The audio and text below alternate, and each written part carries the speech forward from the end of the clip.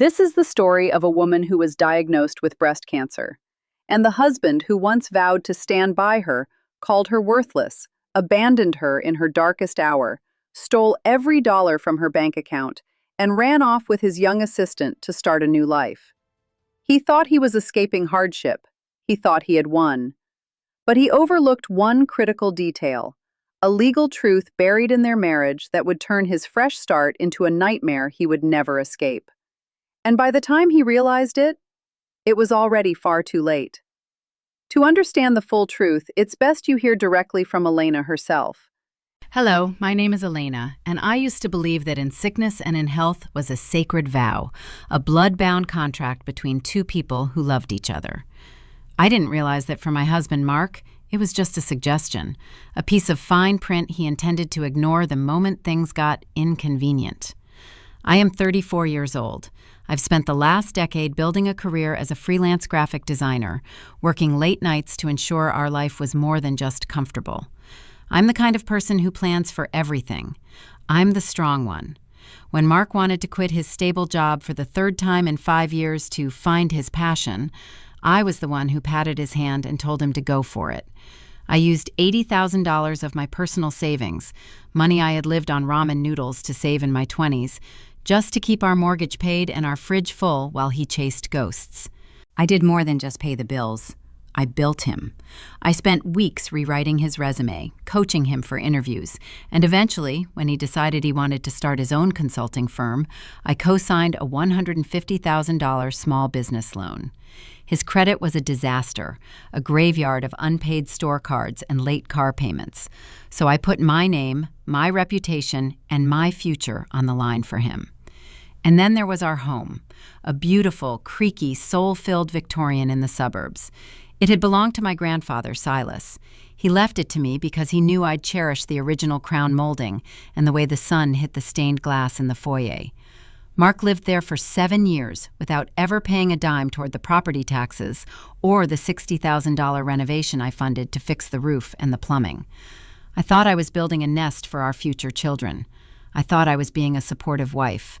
When the doctor sat me down 3 months ago and used words like stage 2 and invasive ductal carcinoma, Mark held my hand and cried.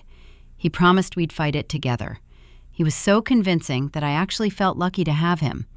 I didn't know he wasn't crying for me. He was crying because my negative energy was finally giving him the excuse he needed to run. The morning of my first chemotherapy session was cold, not just outside, but inside the house, that kind of hollow, biting chill you feel when you realize you're the only person breathing in a room. I woke up at 6 a.m., my stomach already doing somersaults from the pre-meds and the sheer, paralyzing terror of what the day held. I reached across the bed for Mark's hand, but the sheets were cold, smooth, empty. I thought maybe he was downstairs making coffee, trying to be the hero husband one last time. I draped my robe over my shoulders and limped to the kitchen. There was no smell of coffee. There was only the hum of the refrigerator and a single sheet of paper sitting on the granite island, the island I had paid $4,000 for last summer. I picked up the note. It wasn't a long letter. Mark never had the stamina for long explanations. It just said, "Elena, I can't do this. Seeing you like this, it's too much. I need to be around life and light, and your illness is a dark cloud I just can't carry anymore. I have to choose my own happiness. Please don't call me." My legs gave out. I sat on the floor of my grandfather's kitchen and felt the first wave of true, visceral betrayal. But it wasn't just the note. I grabbed my phone to call him, not to beg, but to scream, and that's when the notification popped up from my Chase app. Large transfer successful. I opened the app, my hands shaking so hard I nearly dropped the phone. Our joint medical savings account, the $42,000 I had meticulously set aside to cover my high insurance deductibles, the out-of-network specialists, and the months I'd be too sick to work, was gone. The balance was 4 cents. He hadn't just left. He had robbed a woman with cancer on her way to the hospital. I called a taxi, my heart hammering against my ribs. While I sat in the back seat, staring blankly out the window, I did something masochistic. I opened Instagram. I searched for Tiffany, his 24-year-old assistant who he'd hired 3 months ago. There she was, a post from 20 minutes prior, a picture of a sleek, glass-walled office space in the city. There was a bottle of expensive champagne on a desk and a bouquet of lilies. The caption read, "New beginnings with my CEO. So proud of Mark for finally cutting the dead weight and chasing his dreams. Our empire starts today. Hashtag new chapter. Hashtag power couple." The dead weight? That was me. The woman who had funded his life, fixed his credit, and was currently headed to have poison pumped into her veins so she wouldn't die. I didn't cry. I felt something hot and sharp cauterize the wound in my soul. Mark thought he had taken everything, but he was about to learn that dead weight is very hard to carry when it's dragging you to the bottom of the ocean. I spent the next 4 hours in a reclining vinyl chair at the oncology center, a needle in my arm and a laptop on my knees. The nurses kept asking if I wanted a warm blanket or a glass of water, but I didn't need warmth. I was fueled by a cold, crystalline fury that was more effective than any sedative.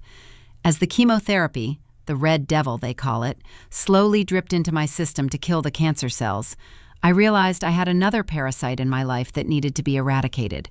And unlike the cancer, I knew exactly how to starve Mark out.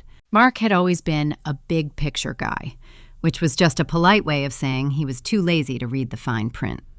He assumed that because we were married, he was entitled to half of everything I owned. He was wrong. First, I called the county recorder's office. When my grandfather Silas left me the Victorian house, he did it through a life estate deed. In the eyes of the law, the house was never marital property. It was a gift, kept in a separate legal silo that Mark's name had never touched. I sent a digital copy of the deed to a process server with a very simple instruction: issue a formal 30-day notice to quit. Mark wasn't a co-owner. He was a guest whose invitation had just been permanently revoked. Next, I turned my attention to his empire. I pulled up the digital copies of the $150,000 small business loan I had co-signed. Mark had told me the funds were strictly for operational overhead, but I started digging through our joint credit card history from the last month. I found thousands of dollars in charges for Tiffany's executive wardrobe, a lease on a car he couldn't afford, and that fancy glass office. I didn't just call the bank. I filed a formal affidavit of forgery and unauthorized credit. I informed them that the loan had been obtained under false pretenses and that the funds were being diverted for personal use, a direct violation of the bank's bad boy clauses. I told them I was withdrawing my support as a guarantor due to fraudulent activity. Then came the heavy lifting. I called my cousin Sarah, a divorce attorney who makes sharks look like goldfish. "I don't just want a divorce," I told her, my voice steady despite the nausea creeping up my throat. "I want an interspousal tort claim. I want him for medical abandonment, theft of marital funds, and intentional infliction of emotional distress. I want him to lose everything before I even lose my hair." By the time the nurse came to unhook my IV, I had initiated a freeze on the $42,000 in the disputed assets account. Mark thought he was popping champagne in a glass tower, but I had already shattered the foundation. He had left me at my lowest point, thinking I'd be too weak to fight back. He forgot that a woman fighting for her life has nothing left to lose, and that makes her the most dangerous person in the room. 6 months later, the world looks different. I have a crown of short silver hair that feels like armor, and the negative energy Mark was so afraid of has been replaced by a strength I didn't know I possessed. I am in remission. I am alive. And today, I am finally closing the door on the past. The buzzer at my front gate rang at 10 a.m. I looked at the security monitor and saw a man I barely recognized. Mark looked haggard. His expensive suit was wrinkled, his CEO swagger replaced by the slumping shoulders of a man who had finally hit a wall. He was holding a pathetic grocery store bouquet of wilted roses. I didn't open the gate. I walked down the porch and stood behind the iron bars. "Elena," he croaked, his voice cracking. "Please." Everything fell apart. "Tiffany, she left when the bank froze the accounts. They took the office, the car, everything. I was just scared, okay? I made a mistake. We're still married, and this is our home. Let me come inside so we can talk." I looked at him. really looked at him, and felt absolutely nothing. No anger, no longing, just a profound sense of relief that he was no longer my burden to carry. "It was never our home, Mark," I said, my voice projecting clearly across the lawn. "It was my grandfather's home. And now it's just mine." I reached through the bars and handed him a manila envelope.